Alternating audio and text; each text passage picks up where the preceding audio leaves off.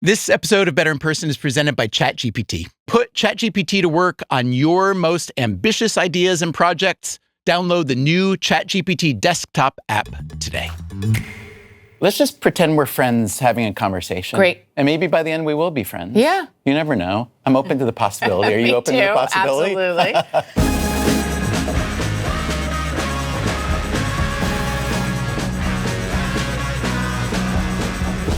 If you are a faith leader of any kind, being open to possibility is part of the job description. Angela Buchdahl has taken that openness a bit further.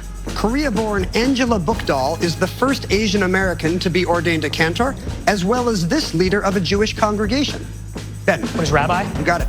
Buchdahl is at Central Synagogue in New York City. Her services are streamed globally, and after the October 7th attacks in Israel, she got a lot of attention for rejecting a binary way of thinking about the crisis. And now Buchdahl is a New York Times bestselling author. Her memoir is called Heart of a Stranger, an unlikely rabbi's story of faith, identity, and belonging.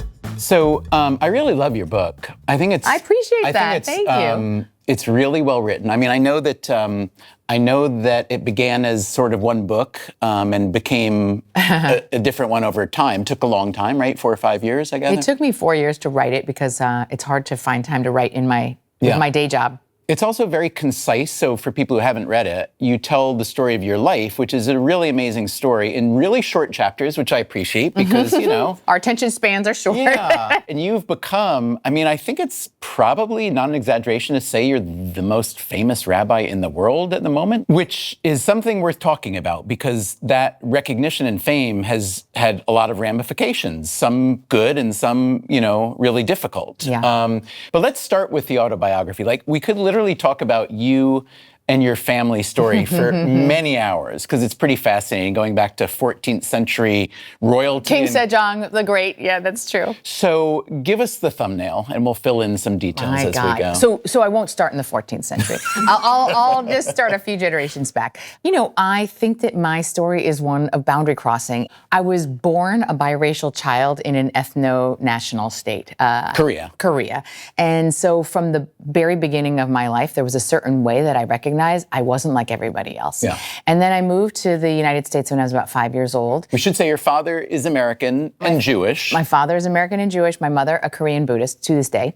I love your mother so much. I really do. She's an incredible character in this story as well as my life. She really lived through those hard things. I think if you have a parent who lived through a war, like the ones who come out of it alive, they have a certain kind of fortitude and grit. Forced exile. And forced exile. So, and that, my mother wasn't actually even born in Korea herself. She was born under Japanese occupation in Japan. So the beginning of her life was already a boundary crossing at a young age, as was mine. And I came to the States. Now, Tacoma is in some ways a random place for a biracial Korean kid to end up, Jewish. But it was already my Warnick side, my Jewish side's home for 3 generations. So I was already... They built the synagogue or created the community? They helped found the community. Yeah. It was an incredibly small but tight-knit Jewish community. So I grew up, even though my family didn't look like any other Jewish family in our 300-family synagogue, I was a Warnick, and I saw my grandfather's picture on the wall in an AZA basketball uniform. And I felt like, okay, I have yichus here. Like I'm connected and I have deep roots. So I was welcomed. But the weirdest thing about you, if you don't mind me saying, is how deeply you wanted to be a rabbi from the time you were very young.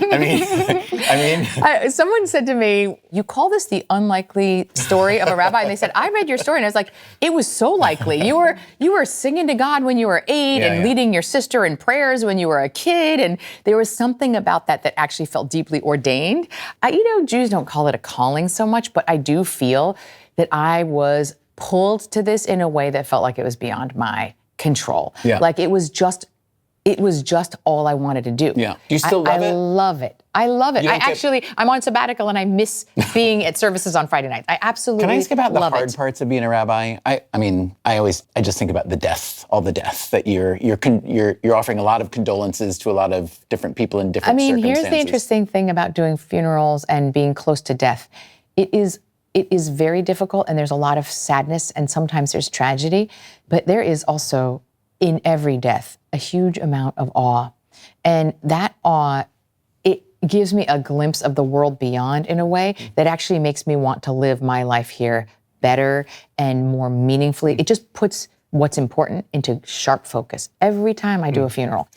You describe being a rabbi as being in the business of awe. Yeah. Or in the awe business. I'm in the awe business. Which I really love. I don't know if I believe it. I love it because... Oh, do I need to convince you that I'm in the awe business? A little bit. Okay. Well, let me put it in more scientific terms. Okay. So Dr. Keltner, who's a scientist out at Berkeley, he wrote a book on awe. He studied awe in 26 different countries across thousands of people. So this is not just awe for Jews or awe for Americans. This is awe across geography and time and space. Can you define awe?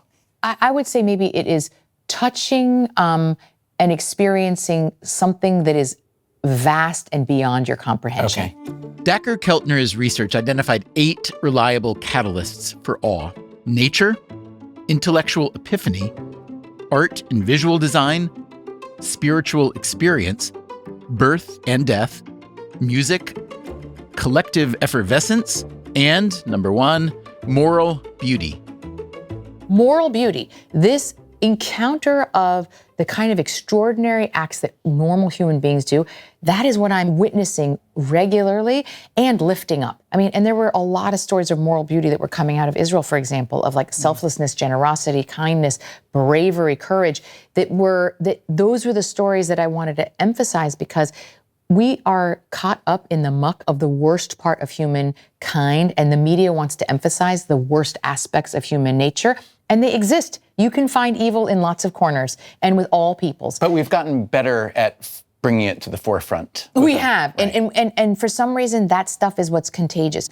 But I think that my job is to call to mind that what I see all the time, over and over, with normal people, is acts of moral beauty every day. So human beings are the greatest source of awe that we have in the world. So I really love your book. I think you're a great teacher. Thank you. I really do.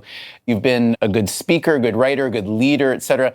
People are attracted to you for good reasons. You've also come to prominence because you're unusual, because you're a female Asian American rabbi, et cetera, et cetera. So I'm curious how your recognition or fame has affected not just your life, but your family's life. I would say the fame part is hard in that the more visible the platform, the more you're targeted. Yeah. And I've seen that, like everything from Central Synagogue literally being targeted for attacks to my being called in for hostage negotiations, because that is unfortunately the world we live in today. So I feel that the weight of that immensely. Yeah, so let's talk about that Colleyville, Texas event. This was, as you described in the book, an armed gunman is invited into a synagogue in Texas and ends up taking people hostage. He wasn't invited in as a stranger who looked like he was coming in from the cold. Yeah. And the rabbi invited him in. What he actually was a British citizen, originally a Pakistani Muslim who had moved to England. And in England, there is a chief rabbi.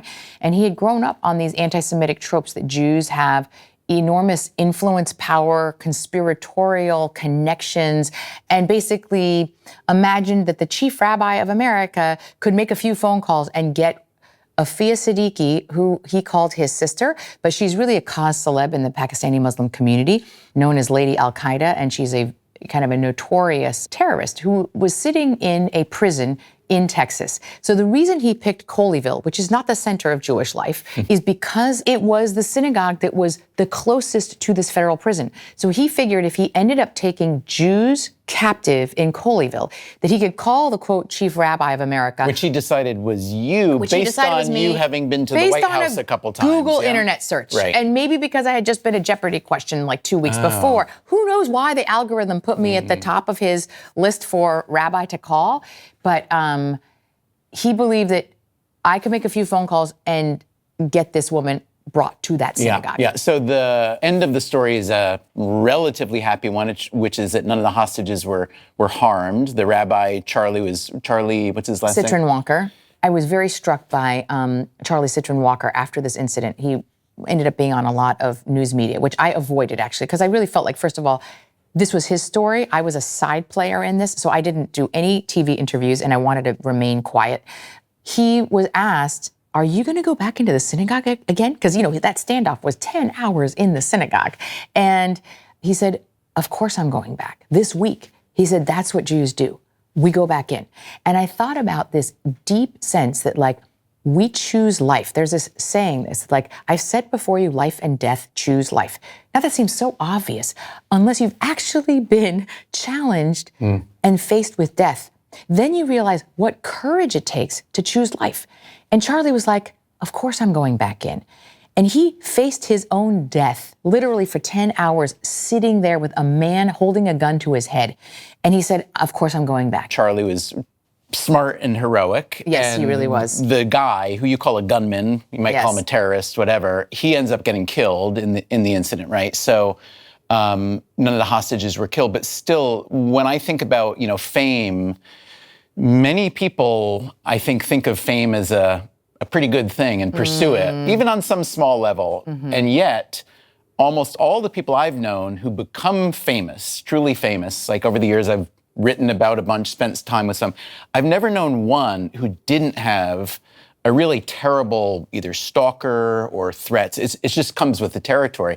So to me, when I think about you, you're a rabbi in New York, prominent rabbi in New York, but then you get thrust into this and you get the call from the guy, and now you've got the FBI on the other line and so on. I think about that as being kind of the cost of being prominent or being famous, and being Jewish and a rabbi is yet another layer on top of that. How do you, did you pull back from your activities? Are you worried about being prominent and recognized? What's your strategy for thinking that through? And I don't mean to ask a question that if you were asking me, I would say, let's not talk about it, because it feels like it might be better left unsaid, but I'm curious how you manage that.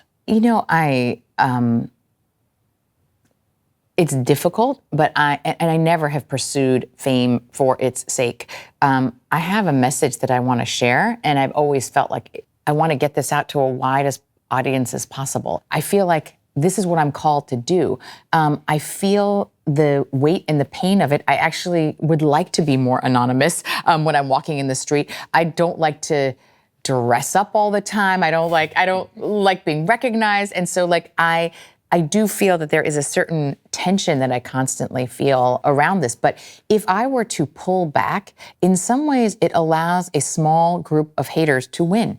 If I'm pulling back, then I'm not choosing life. Yeah. You were attacked again for not signing a petition condemning Zohran Mamdani when he was running for mayor of New York, an election which he won. And I was thinking about, if you were not so prominent, would it have been noticed that your name was not on that petition? No, of course not. Yeah. But part of the reason that I made a decision that I was never signing any letters, and I made that several years ago, is because I saw the way that even when I agreed with a letter, and I usually agree with 90% of a letter, not 100% of the letter. But even when I agreed with the issue and wanted to kind of lend my voice, I saw the way that my name would be pulled out of the list of 1,000 rabbis or whatever it would be. I would be the face of the article, and whatever little tiny bit of that letter I didn't agree with, that would be the thing that would be emphasized the most, and then I became the face of it. I essentially watched the way that my name was being manipulated and used out of my control. And I will tell you, these letters, while I understand the impulse to want to sign, there is a kind of herd mentality that I think is not necessarily good. Yeah. And people said, oh, but 1,000 rabbis signed this letter. How could you be the only one that doesn't know? And I said, well, do you know there were 1,000 rabbis that also signed a starvation in Gaza letter in August? These letters are a dime a dozen. People have no idea. These letters are happening all the time. Some of them just get a lot more prominence. Yeah. There's actually a pressure cooker that happens against rabbis for these letters, that once you see a certain number of names, you feel pressured to sign them. And then that letter was actually used and cited by Cuomo in the debate itself. And I thought to myself, is this what we want rabbis to be? To be reduced to a pawn in a electoral debate? That's exactly why you do not sign letters. Are there instances, though, where your notoriety, fame, whatever we want to call it, have been a great help to you? Things that you've been able to accomplish because of it? You got to write the book you wanted to write, to be honest, right? If you didn't have this position, you may not have been able to write this kind of book, which is a book that's not just about you, but it's about what you feel are the essential components of Judaism itself, yeah? I think the fact that I have a community that has been growing and that has this platform is the reason that I was given the opportunity to share this message more widely in a book. And I feel very grateful that's an opportunity. Yeah. It feels crazy to me, especially as the kid that grew up and nobody saw me or recognized me as Jewish, or many didn't or denied it, to now be able to be one of the spokespeople for the Jewish community, and I feel the privilege of that and the responsibility of it. This episode of Better in Person is presented by ChatGPT. ChatGPT Work moves beyond answers into getting real work done. It's a new experience in ChatGPT for bigger, multi-step projects across web, mobile, and desktop. You can give ChatGPT Work a goal and have it gather context, choose an approach, create the output, and continue iterating, all while you stay in control. It can help turn messy inputs into useful outputs like briefs, spreadsheets, dashboards, presentations, prototypes, landing pages, and workflows. You can even ask ChatGPT Work to take on entire workflows with a single request. Here's an example. It can turn customer research into a campaign brief, use that brief to create marketing assets, and adapt those assets for different markets, carrying context through every step. Put ChatGPT to work on your most ambitious ideas and projects. Download the new ChatGPT desktop app today. Let's talk about Israel for a minute. So in the last few years, in some quarters, the very word has become a curse word. I mean, I think it's as simple as that. There are people who, when they learn that someone is Jewish or has family in Israel, or when they think about Israelis, they say it's an evil people. It's a very high, pronounced form of anti-Semitism on some levels, and it's other things on other levels. It's complicated. I think we all recognize that. How can you, from your position, sort of explain that to the world? Easy question, of course, but do your best.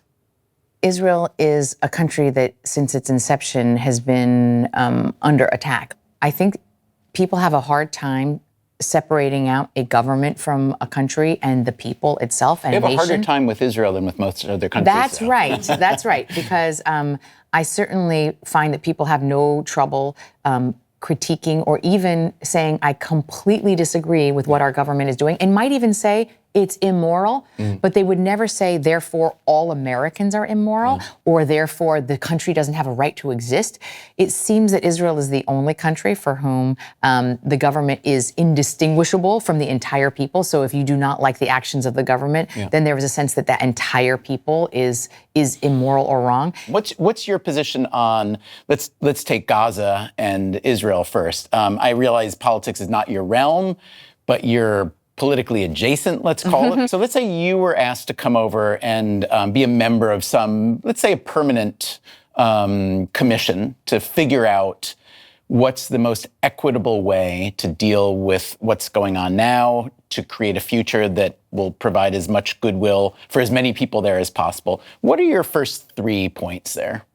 I want to see a Palestinian state. I want to see, in the same way that because I'm a Zionist, I deeply believe that Jews have a right to self-determination in their land, I actually also must believe that Palestinians have a right to self-determination.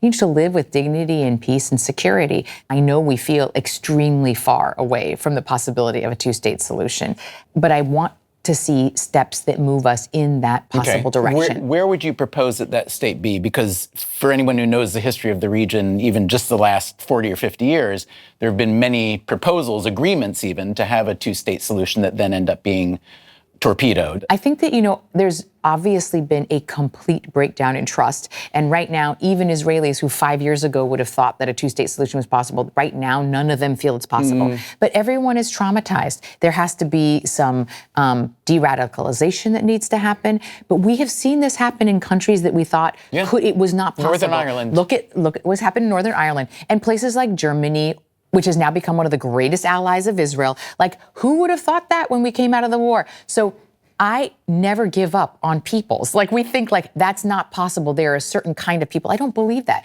I think people in particular circumstances behave when they are in fear or under occupation, they will behave in different ways than they will when they can live in security and peace. I actually think that the vast majority want that. I also think that we need to make sure that Hamas is not in charge. So I think that it's very important that people distinguish between Hamas and no longer allow them to be in charge of the Gaza Strip and create a different Palestinian leadership that can be.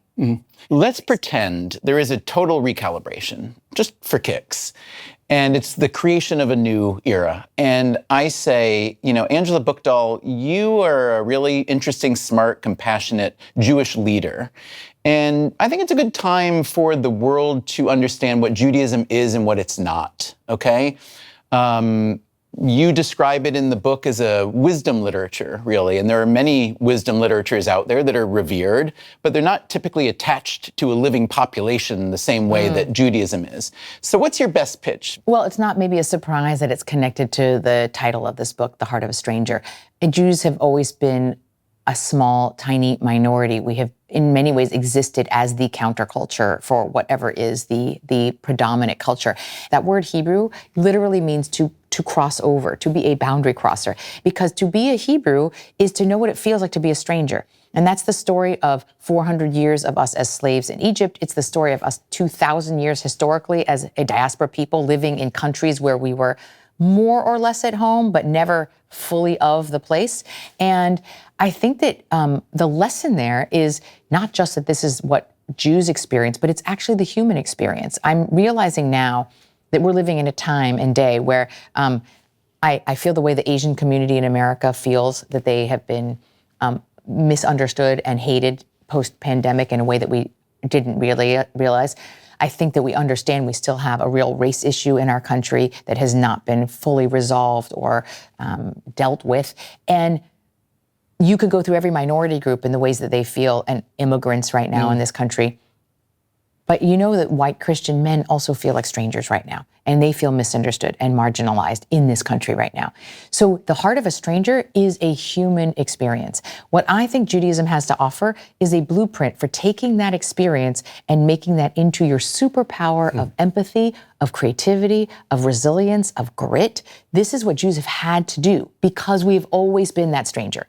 And instead, we are seeing ways that people who take that heart of a stranger want to build higher walls, push people more out, demonize the other side even more. And this is the message I think that we want to say. No, we want to do the exact opposite. We want to say, you feel like a stranger, so do I. Let that be the first point of human connection between us. Nice. Do you believe in God?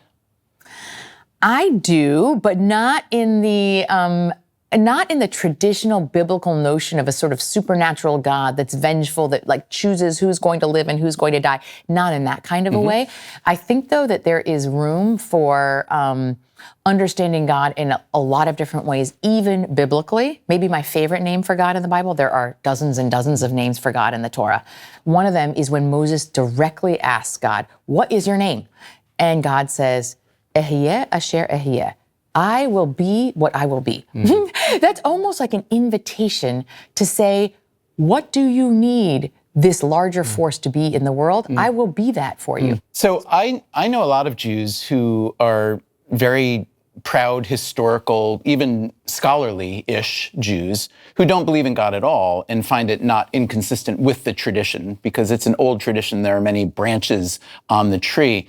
Tell me if that's the case. I mean, if I were to just ask you the basic question, can you be a Jew, a good Jew even, without believing in God? And if the answer is yes, or even if the answer is no, are there other religions where that's viable? 100% no. Many good Jews who either don't believe in God or who are not sure that they believe. And you know that Judaism is both a religion and it's a people. Let's talk about that. Yeah, which is confusing to a lot of people. But if you just think about it just being the tribe that you're born into and a kind of peoplehood, there are a lot of ways that people understand that their obligation is not necessarily to God, but to a people and to a history and to their ancestors. And that's a real thing. In some ways, it's not that dissimilar from the Korean culture in which there is ancestor worship. And what you are beholden to are to those who've come before you. But I also think that the distinction here is not just that you can be a Jew through kind of cultural peoplehood, but I also know that so much of even the religiousness of Judaism is about about what do you do, not even what do you believe. So how about the Sabbath? Everybody's familiar with the concept of a Sabbath. How does Judaism conceive of it? How is it kind of reverberated out into the world over time? Well, you say everyone thinks of a Sabbath, but I would say Judaism, that might be the greatest idea that Jews brought to the world. Because there was a time before the Torah that people just worked every day, all day long. They had to grow their food, do whatever they did. They labored every day. And it actually was a radical idea that no, we are not here on earth only just to work and create and produce every single day of our lives like the same. Actually, you can sanctify time by setting it apart and making it different. And one day a week, you should stop working and laboring and creating and producing. You just get to be. That's the whole point of it. That's the point of it all. And that was a radical idea. And by the way, it wasn't just for Jews, it was for everyone. It included our animals, people who worked with us. Everyone should have a Sabbath. We've lost sight of the fact that there is a reason that we're here that is beyond just production. And especially in a very capitalist society, which I'm not against capitalism. It's just that can't be the be all end all of our existence. I want you to say more about sanctifying time, which you just mentioned. I remember there's a book by Abraham Joshua Heschel called The Sabbath, where if I recall correctly, and I probably don't, he described how the Sabbath represents not the earth moving through time, but rather time going across the earth. So how do you learn to think about time differently, whether one wants to specifically sanctify it, like you just said, or just treat it like the valuable thing that it is? How do you do that? The way you sanctify time, it's easy and it's hard. You literally have to set it apart as different than all other time. So the ways that Jews have done that traditionally is we say, we don't run errands, we don't use money, we don't use electricity, we're not on our phones. These are the ways that these laws have evolved. It began with the idea that we don't do malacha, we don't do work. But imagine that you really would unplug from all the things that feel like work in your day. And I just think if we took even just an electronics Sabbath. So my husband and I decided more like 20 years ago that we were going to be more observant of Shabbat than we were either of us growing up. And we said no phones to our kids. And we have a Shabbat community that has in some ways saved my Jewish family and saved my life and created kind of this tight-knit community of people. You're a rabbi. It sounds like you would have already had that going, no? One of the occupational hazards of being a rabbi is you work on the Sabbath, right? But I would say that for me, Friday night when I'm leading services, it doesn't feel like work. I am more in the flow leading services than any other time of my week. Okay, now I want to be a rabbi as well. But one thing that strikes me about Judaism, one thing that appeals to me about the tradition, one thing that I really liked about your book is that Jewish thinking is really allergic to binary thinking. You know, you think about the phrase, turn it and turn it, for everything is in it, right? If you look at something from enough angles, you'll not only learn more, but you'll feel differently about the thing. You won't be as... So can you just talk about how to get less dug in on the binary thinking that we habituate toward, and to try to be a little bit more considerate, to turn things more? Do you have any advice for that? Yeah, I mean, I'm sure you've heard the expression, two Jews, three opinions. Three opinions, right? So what's interesting is like, if that joke is about the fact that Jews are very opinionated and always disagree with each other. Let's just say argumentative. Argumentative. We can say it, Why isn't it two Jews, two opinions? What is the third opinion? Right. And actually, I would say this is about breaking out of the binary. And you break out of the binary when you are willing to engage with the person that you think is your opposite.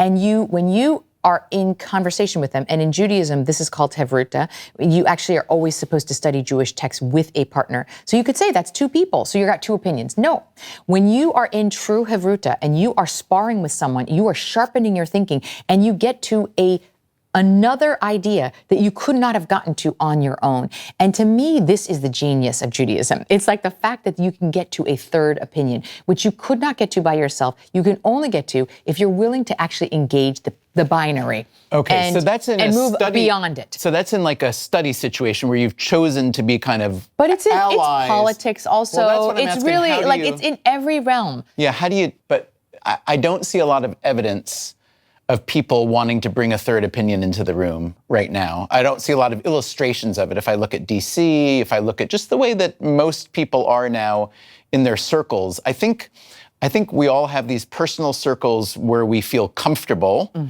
and where it's a respite from everything else. But everything else, all the stuff that's public or even a little bit public, it feels more like we're in a lockdown binary mode. So well, that's what you said. You just said that when we're comfortable, we can do it. And I think part of the problem is right now, it doesn't just feel like it's a difference of opinion. It feels existentially threatening. We are in a place of such fear and such demonization. The polarization has become so extreme that actually engaging with the other side feels like engaging with the enemy in some way. And I think that that's what we have to work against in this environment right now, is that we have to understand that that other side, even if it feels like it is our enemy, we have to engage, because we can't move forward by pulling the country farther apart. Okay, but how? Because one version of reducing all of Judaism to one line is when Hillel, a couple thousand years ago, whatever, was asked, standing on one foot, what would you say is the message? And he'd say, love your neighbor as yourself, right? Is that what Hillel said? He said, what is hateful to you, do not do to others. Right. All the rest is commentary. Right. So commentary, we can comment forever. And we do. That's what we do. But if you know that what is hateful to someone else should be hateful to yourself, or if you know that the person sitting across from you shouldn't hate, I feel like the commentary that we've been working on for the past couple thousand years hasn't produced the sort of interpersonal or political peace that we're all after. So I'm not asking you to solve the history of the world's problems. I do think that maybe one of the things we can start with is maybe the first conversation you have with your enemy is not the thing that is your biggest problem. Maybe actually you begin with something that is a little bit of a safer ground, or you just get to know each other as human beings. Right, sports is great. Weather. But I think that part of the breakdown of what we see in America is that we've lost those third spaces where people who had ideological differences could actually meet. Social clubs, churches, synagogues, bowling groups. These were places where people across ideological difference would meet just as human beings.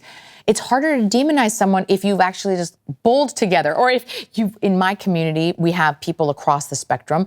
And when we pray together and sing together and serve meals to people who are homeless together, guess what? We don't have to talk about the hardest thing first. I just know you're a decent human being because we served a meal together to someone who was hungry. Now we could talk about the harder thing, where at least I'm going to start with the starting place that you're a good person, that you want good things for people. And if I can start with that, then we can have the harder conversation. But people have decided already that, you're just a bad person. Yeah. That's our problem. You know what I really like about you? I think you make people want to be better people. Oh, thank you. It's a good thing. That was such a good conversation. Thank you for bringing your whole badass self to it. You are a badass. You just are. Thank you. Yeah, you really are. Thank you so much. Rabbi Angela Buchdahl, everybody. Thank you. Okay. Congratulations. Thank you. That's really great. Sure. Yeah, sure. Yep. Yeah, sure. Oh, me? It was a hair issue? Well, that's the adjustment. I'm just going to shave it. I'm going crew. Okay. Was that my wife? Ellen, was that you? That's a yes when you hear laughter from the other room.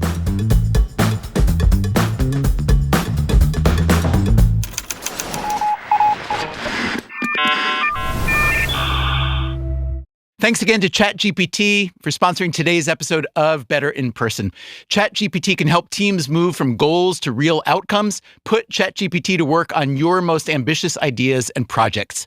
Download the new ChatGPT desktop app today.